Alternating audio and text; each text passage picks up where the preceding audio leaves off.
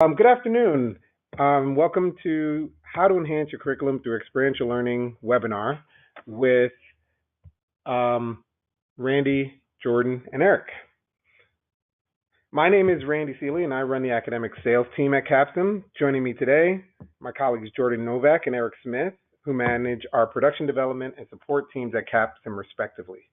Between us, we represent 30 years of experience in higher education as corporate trainers, classroom educators, and consulting deans, chairs, professors, and accrediting bodies on experiential learning and assessment from college entry through continuing and executive education.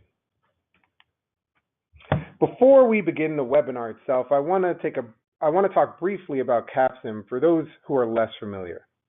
We developed a computer business simulation in 1985 for use by a couple universities and corporate clients. Since then, we have evolved and grown into a multi-product simulation and assessment company working with more than 900 universities, corporations in 60 corporations in 60 countries around the world.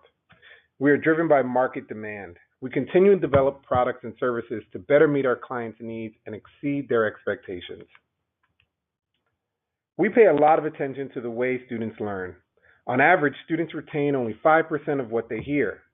This number improves with reading textbooks, seeing videos, and observing experts in action. Learning really starts to solidify when students engage in peer-to-peer conversations about concepts, actually practicing doing the task, and in an ideal world, teach others about the subject. In Capsum's world, we are focused on practice by doing, because it is the core of how simulations teach concepts. We have proven that students retain business concepts better when they are presented in a realistic scenario within a complex business environment. This learning is expanded and enhanced when students work on teams using the simulation and engage in active conversation about their decisions and the expected outcome. And when you incorporate activities like final presentations by each team in the class, they have the opportunity to teach others about the success or failure of their decisions. Capsum has a number of products that deliver this experience. We have 6 primary simulations that can be used as a core instructional component in a semester-long course. We have several homework products or micro simulations that can be used in a short hour-plus length to facilitate in-class discussion. Think interactive case studies, if you will.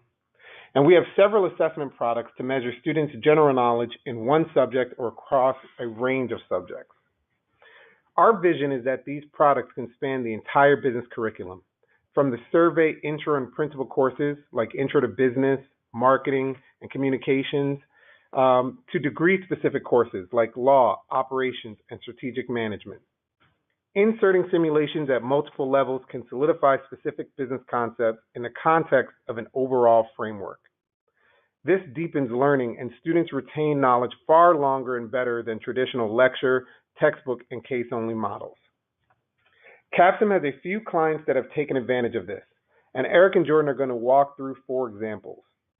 During their presentation, they may use specific product names that Capsum offers. If you catch the reference, great. If you don't worry. We'll be more than happy to tell you about them later. The important thing is to understand that we have a number of solutions that can meet a wide variety of needs. And here to tell us about some of these solutions is Jordan Novak, Director of Product Design and Development. Jordan? Thanks, Randy. Hi, everyone. My name is Jordan Novak, and as Randy just mentioned, I do direct our product design and development team here at Capsum. I've been here for about 10 years and involved in higher ed for a little over 12 years. Now, for most of my job, actually, Randy and I get to go on the road quite a bit, and we meet with customers all the time. We talk to customers at conferences or when we're actually visiting their specific institution. We talk to deans, program chairs, faculty, instructional designers, and we're really trying to understand what their goals are within their curriculum. What are they trying to accomplish, and what challenges do they have along the way? So from all of that synthesized information, we wanted to distill this into 4 unique use cases that you might find yourself within, but if you don't, that's all right. There's a whole breadth of use cases that you can have when you're integrating experiential learning throughout your curriculum. So I'm going to just jump right into the first use case, which just to profile this institution, it's a Research One university. They have approximately 10,000 students in their business school. They're a large state school. So they approached us a few years ago. Geez, it's been about 5 years ago now that I actually think about it. 5 years ago, and they had some pretty straightforward goals. The first goal was they really wanted to increase student engagement across their undergraduate and graduate curriculums. Now, good news, they really love business simulations, at least the idea of them, and I'll jump into why that's so important when we're thinking about student engagement. That's one of their really important goals. They really wanted to increase their student engagement throughout their curriculum. The next one was they wanted to simplify their assessment process.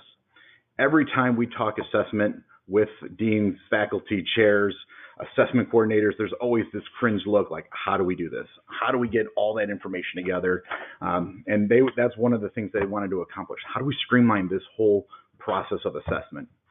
And then the third goal was, we've heard a lot of research out there that there's a huge skill gap that employers are finding in recent graduates. And this institution has been hearing it really well as well. They wanted to ensure that, of course, their MBAs have the hard skills, but they want them to have the soft skills that they've been hearing that from employers that they've been lacking. So those are the three overarching goals, and the whole concept here is how do they use experiential learning to accomplish these things. So for the first goal, and I'm just going to show you a mapped out undergraduate program for their curriculum, just so you can kind of see holistically what they're trying to do. And the highlighted areas here are really how we really engage them with our simulations to increase student engagement throughout the curriculum. Now, as I mentioned before, they already believed in this concept of business simulations. Their dean explicitly told us, we love it. We just need more of it, and we need to figure out how we can do it better. They know that simulations are more engaging to students. They know that the students retain the content better. They know that it diversifies their curriculum even more, and there's a host of other advantages that come with this. And for their delivery models, they have, again, they're a large public university, so they have a plethora of delivery models. The three main ones are online, face-to-face, and then a hybrid of the two. So to actually achieve this first goal, we started out by rolling our simulations throughout their undergraduate and graduate curriculums. And I'll jump to the graduate curriculum in just a moment. For the undergraduate curriculum, so just again, for some brief context, when we talk about simulations, all of our primary simulations that Randy shared have relatively similar breadth, right? So the students are essentially running a company and they make decisions in a variety of departments: research and development, marketing, production, finance. The key things that they're doing when they're actually engaging with these simulations is they're analyzing industry data, they're reading financial statements, and they're competing against a series of competitors. Now, using our simulations, they were able to have a common theme throughout their curriculum. So it wasn't just to have the increased engagement, they actually were able to boast a more common theme. But when they got into the specific courses, they were able to add content-specific depth into those courses that the simulations were plugged into. So for an example, in their international business course, our simulation focused primarily on competing globally. We're having students make decisions on where are their production plants located, dealing with tariffs, which is actually a relatively thematic, good theme right now in U.S. politics. And then, of course, the impact of culture and the ability to compete in different regions. So they plugged in a simulation there. The next example is with strategic management.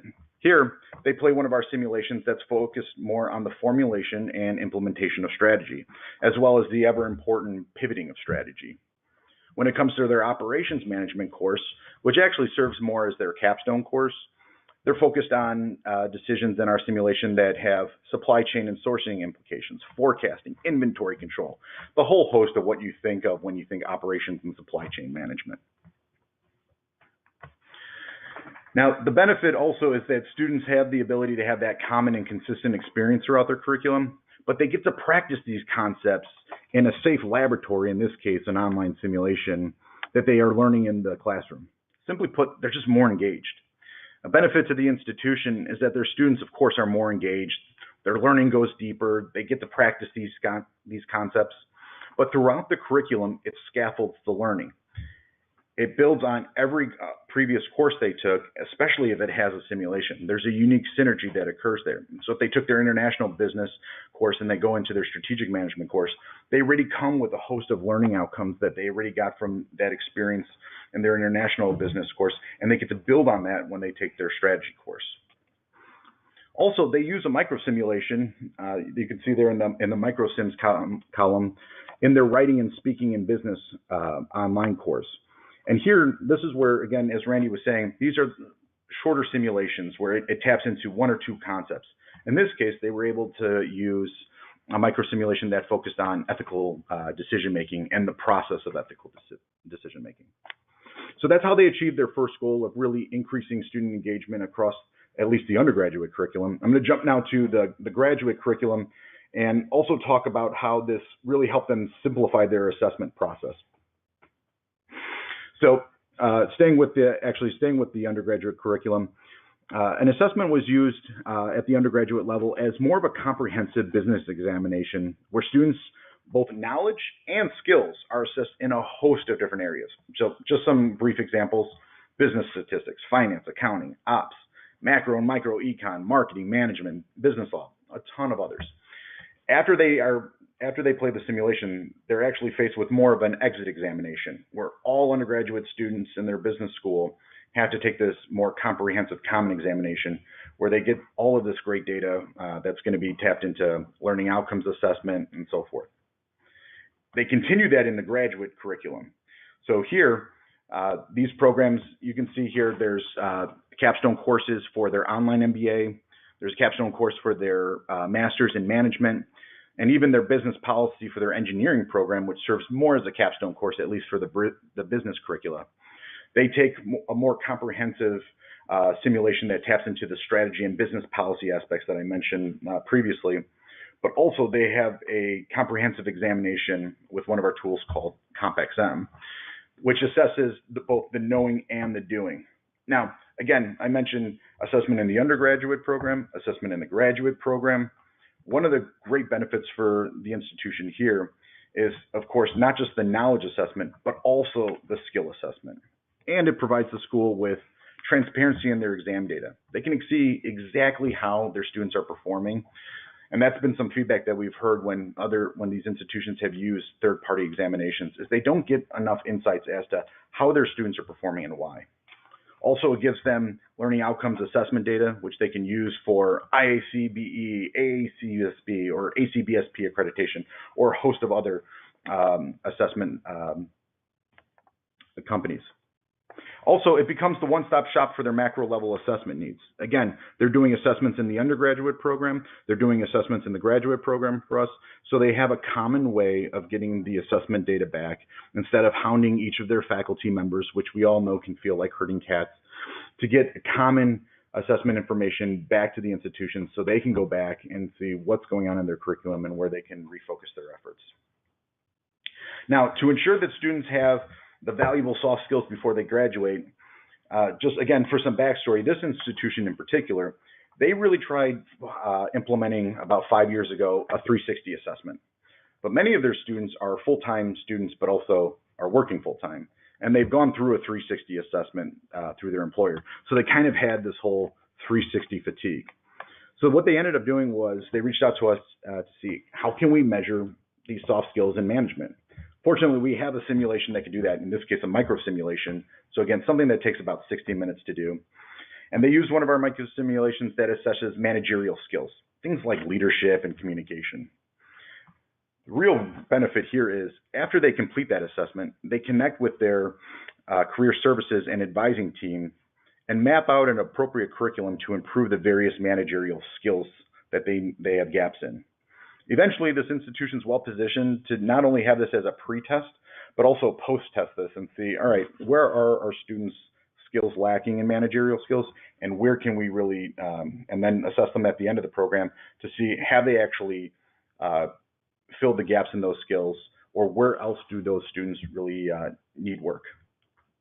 So that's overall the first use case, which is a pretty broad delivery of both experiential learning, assessment, and engaging with soft skill development throughout the curriculum. The next use case I want to share is this one's going to be a little bit more of a brief example. And again, just to profile the institution, it's a mid-sized private university that is within an urban campus. In this case, they're a little bit smaller. So they have about 4,000 business school students.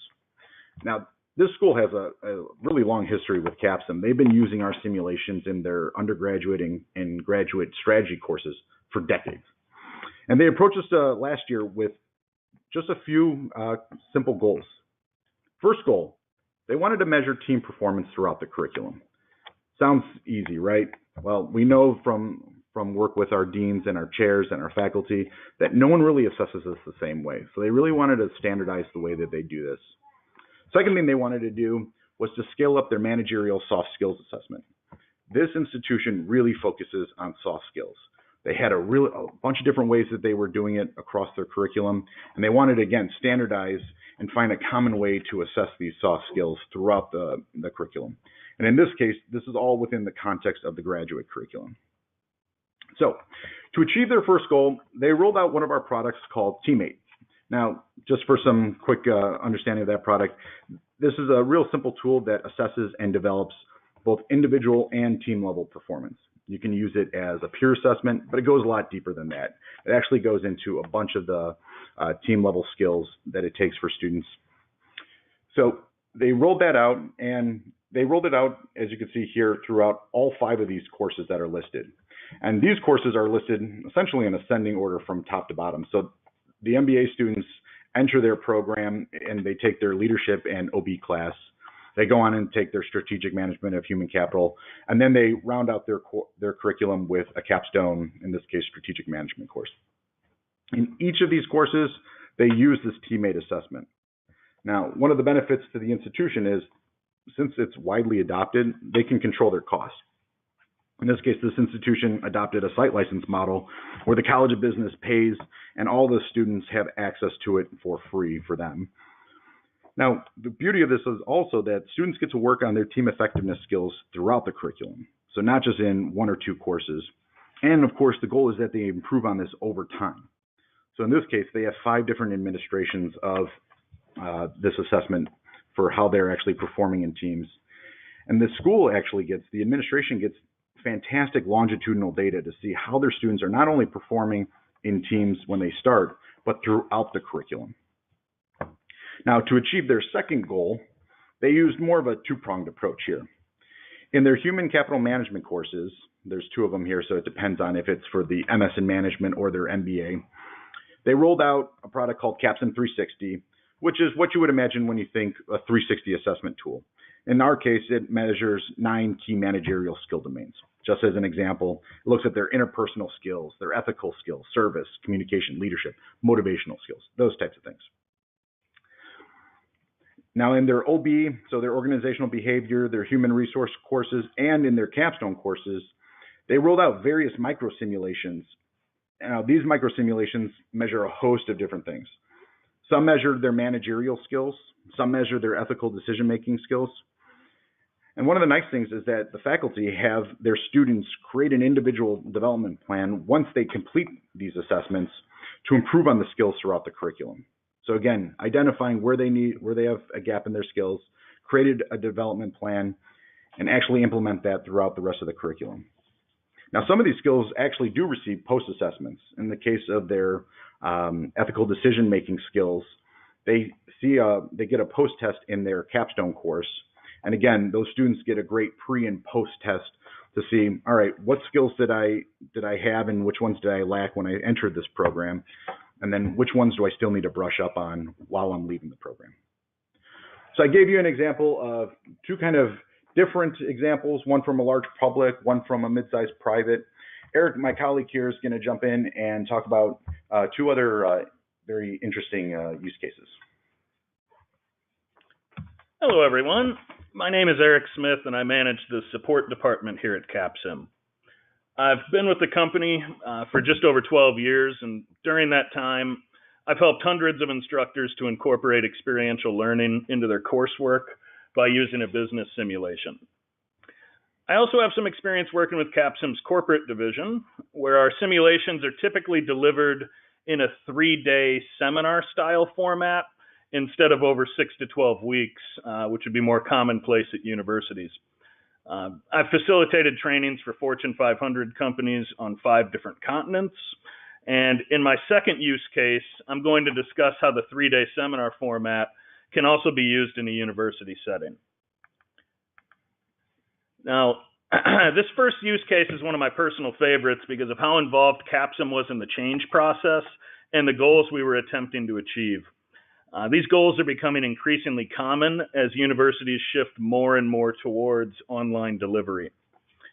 We started talking with this large online university when they set out to improve their capstone course at both the undergraduate and graduate levels. The existing capstone course lacked an experiential learning component and were receiving poor marks from students.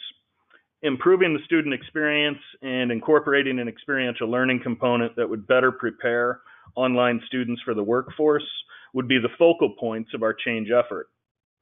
After some preliminary discussion, we gained a much better understanding of the goals this university was trying to reach. Some notable takeaways were that they wanted to add an experiential learning component to the undergraduate and graduate degree programs. The experience had to be different at the undergraduate and graduate levels. Because most of the courses are delivered online, the university has very little face-to-face interaction with their students or faculty. And finally, there were concerns that adding something completely new, like a business simulation at the end of the program, could overwhelm or upset online students. We had to ensure that students were properly prepared for this to be a successful rollout. Designing and implementing these changes in a timely fashion required the involvement of both university and Capsum personnel. From the university, we had the business department program chair, 2 faculty advisors, and a team of instructional designers. From Capsum, we brought in resources from our sales, product design, and client support teams. After reviewing some options, the solutions that this university liked best were to add a primary simulation to the capstone course at both the undergraduate and graduate levels.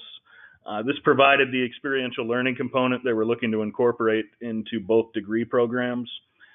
Graduate students would encounter a more challenging simulation in their capstone course than what the undergraduate students would encounter when they reached their capstone.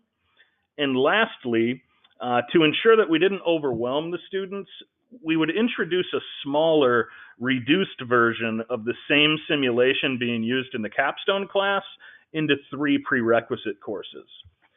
Now, just as a quick aside, the 3 prerequisite courses that you see listed on the slide here, they were specifically chosen because regardless of the student's major, it guaranteed that every student will have encountered the simulation at least once before they reach the capstone class. Now, for some added context, what you see outlined on the slide happened in descending order. We started by designing the 8-week capstone course that would center entirely around the simulation experience. Next, we worked together with the university to determine the optimal way to introduce an abbreviated version of the sim into 3 lower-level prerequisite courses. When it came time for implementation, improving the student experience turned out to be a multi-department effort. From a technology standpoint, the university decided to integrate Capsum into their learning management system, or LMS, to allow for single sign-on. In this case, everything was built into Canvas, but it could have just as easily been D2L or Blackboard or whatever's used at your university. To update the course content, Capsum was given access to Canvas by this university to design the new 8-week capstone course. This experience culminates in a reflection assignment that's due the final week. After Capsum had provided the content, the instructional design team at the university did an amazing job of updating the language and graphics that were built into these weekly agendas. This helped to maintain continuity with other courses in the degree program. The lead course designer was then able to quickly determine the appropriate grading structure based on the weekly deliverables. Portions of the grade were allocated to performance, participation, and reflection in this new and improved capstone experience. Now, a similar, albeit simpler process was followed to incorporate the reduced version of the simulation that was added into the three prerequisite courses. And after the course redesign was complete, our focus then shifted to supporting the instructors that would be teaching these courses. So the CAPSIM team created supporting documents, we recorded custom training videos, and all of that was in an effort to help onboard the faculty that would be teaching these revised courses. Now, I'm happy to report that since the rollout, I've spoken to many students and faculty from this university, and they've been thoroughly enjoying the new simulation experience. Using a business simulation has also helped to control costs for students taking these courses relative to the old textbook that was in place. Even though these changes were made so recently, this is already one of my favorite success stories. Let us know in the chat if you're looking for ways to improve your online program, and we'd love to start a discussion with your university as well. That brings me to my next case, which is the 3-day intensive program. Now, this is another personal favorite because of the uniqueness of this program delivery and how the experience has really grown since its inception. Now, we started talking with this European university when they set out to achieve their goal of creating a truly unforgettable experience for students taking their business capstone course. After an initial discovery call with the university, we learned that they wanted something that incorporated everything the students experienced over the past 2 years in the graduate program. They wanted an assessment to capture what the students had learned. They wanted the experience to last 3 days. And they told us there would be over 700 students participating in this experience. Now, thankfully, CAPSIM has helped solve many of these same problems at other universities. And as I mentioned before, that 3-day delivery model is quite common when we work with corporate clients. The biggest challenge for everyone involved in this case would be creating an unforgettable simulation experience designed for students in only 3 days, and conquering the logistical challenges that would go along with doing this at such a large scale. Now, given the experience of these students, these were grad students in their 4th and final semester, CAPSIM's flagship simulation called Capstone was the perfect choice to incorporate everything the students had experienced over the past 2 years. This simulation requires knowledge of marketing, finance, accounting, and other subject areas where these students should already have some degree of familiarity. CAPSIM's CompXM assessment would be used to capture student learning in those subject areas and others at the end of the 3-day intensive program. This data would be used to help the university demonstrate assurance of learning to their accrediting body. To conquer the logistical challenges, the university decided that the experience would be entirely run and delivered by CAPSIM on site at the university. After the program, the students told the university that they really liked being able to apply what they'd learned in prior courses by running this simulated business. They also enjoyed competing against the other groups of students for the honorary title of Best CEO. The winner of each simulation group was presented with an award certificate in front of their peers. Now, this client has since added a second 3-day intensive program lower in the curriculum. Students now partake in a 3-day intensive program in their first semester of the grad program, along with the other program I just described in their 4th and final semester. Now, the first semester program uses a simpler simulation than what is used in the final semester, but the success of both intensive programs has also led to a more traditional integration of another CAPSIM simulation during the 3rd semester. This one focuses more on international business, and it's used in an IB course.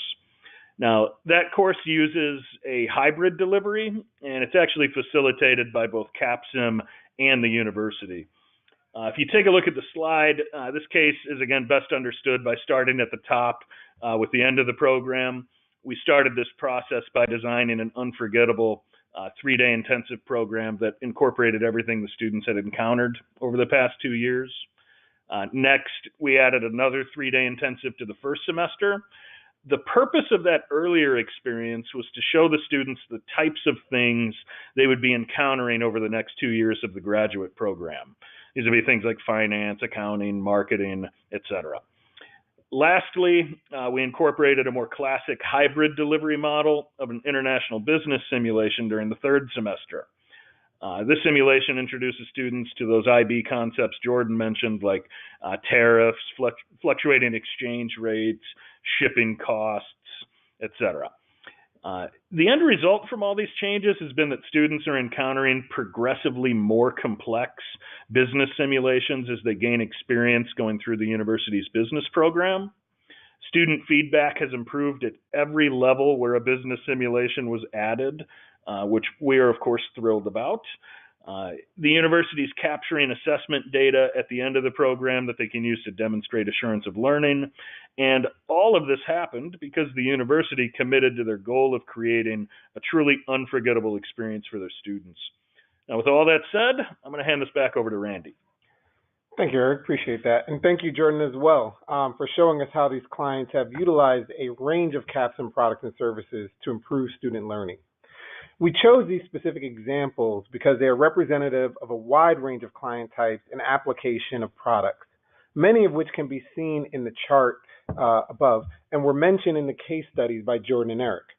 Products that can be used independently or in conjunction with each other to address needs that are likely close to your own situation. Please type demo in either the chat or question box if you would like to learn more about the services we offer. In summary, successful programs use interactive simulations early and often in a student's education. They continuously reinforce learning by showing students how to build upon the knowledge they have already acquired. They assess student knowledge often and bring the entire program together in a degree capstone or strategic management course. The benefits of this approach can be seen in better overall student performance, easier learning outcomes assessment for accreditation purposes, and the creation of a better candidate for employer partners. One of Capsum's assets is our ability to connect our partners with experienced and knowledgeable team members to work collaboratively in identifying the best tools or combination of tools to assist in meeting your goals. A recording of the webinar will be shared with all registrants sometime today, and we will also be reaching out to everyone in attendance to schedule a call or campus visit to discuss your unique and specific goals.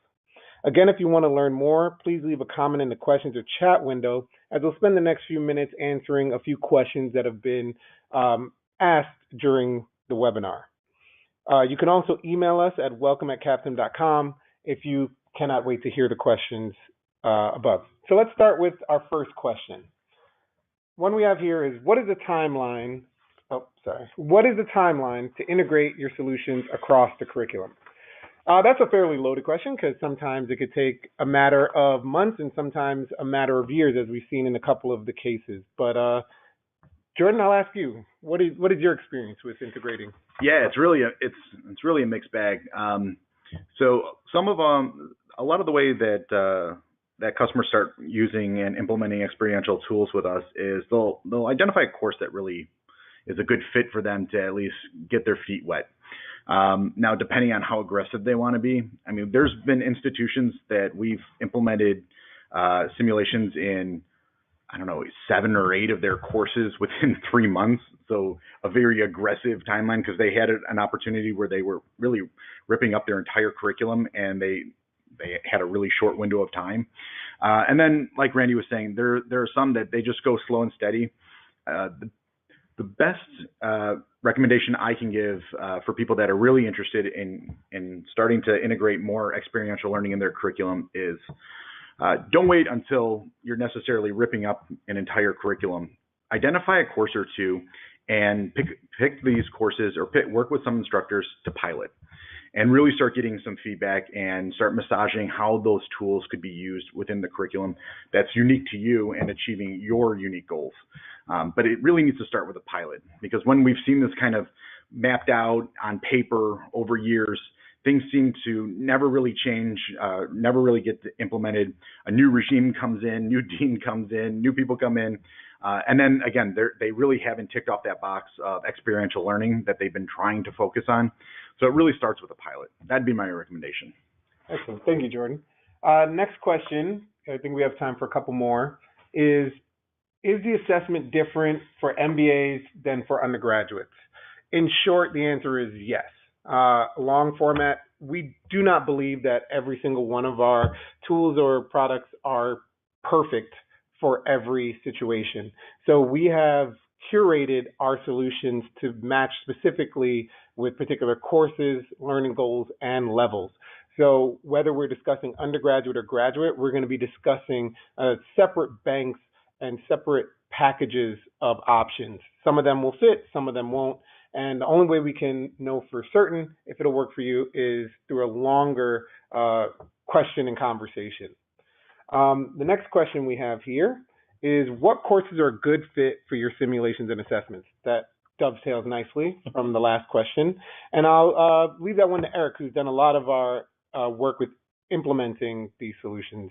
So Eric, again, the question is, what courses are a good fit for simulations and assessment? Okay. Well, I would say the most common courses I see the simulation, I see one of our business simulations be added into would be a capstone or strategic management type course for one of the more complex simulations that we offer. For the simpler simulations, it might be principles of management, intro to business. But now that we are also expanding these micro simulations or these interactive case studies, it's also opened the door into other courses like managing human capital and things like that. But yeah, and just to jump on that, we see our products used in principles of management courses, intro to business, marketing strategy, anything really with strategy in it, human capital management, leadership and organizational behavior, international business, operations management. That's where we see, if you're looking for, a nice course to fit to start with, any of those courses really. But if you have other ideas, I mean, there's so many clients that we have, and sometimes they use them in really unique ways. And our simulations, they could be, a small part of your course, or they could be really the entire course if you wanted them to. So they're really flexible in that regard. So my recommendation is, please, when we connect with you, let us know what courses you're interested, or you're even just, you have the inkling of a thought that, hey, maybe a simulation might check off some of these learning objectives that we have in this course. We'd be happy to go in, take a look at either your syllabus or your learning objectives, depending on where your course creation process is at. And we can let you know, this is a really easy thing to streamline within your existing course, or if you were rebuilding it, here's a way that we would recommend to build it. Even if you have other resources that you want to use. So if you want to use a textbook or you want to use cases in conjunction with these things, we have a lot of experience and instructional design experience and working with faculty and instructional designers to really build out a course that makes sense to you. Excellent. So we have time for maybe one or two more, depending on how lengthy our response is. But is CapSim most effective for online courses? And does this process tend to replace the standard grading system? I would say that we are uniquely positioned as a web-based simulation to work very nicely in an online scenario, even though the vast majority of our users are still brick and mortar in classroom users. And Jordan, since you've worked very closely in the classroom with this tool, could you answer the second part of that question, which was, does this process tend to replace the standard grading system? It doesn't need to. I mean, you can have, your typical formative or summative assessment tool measurements within there. You can use our simulations in a team-based environment, in an individual environment. You can have, a lot of times when they use our tools, if it's a micro simulation, they'll probably grade it as like more of a homework assignment. So it'd be a smaller percentage of the grade. But if they're using a larger adoption of the simulation within that course, it's going to be a more significant part of their grade. But it's really flexible on how you want to grade. You don't necessarily have to grade solely on your performance in the simulation. There's a lot of different ways you can measure engagement of students within the simulation activity to see if they're doing some of the onboarding materials, they're watching videos, they're doing some of the knowledge checks within it.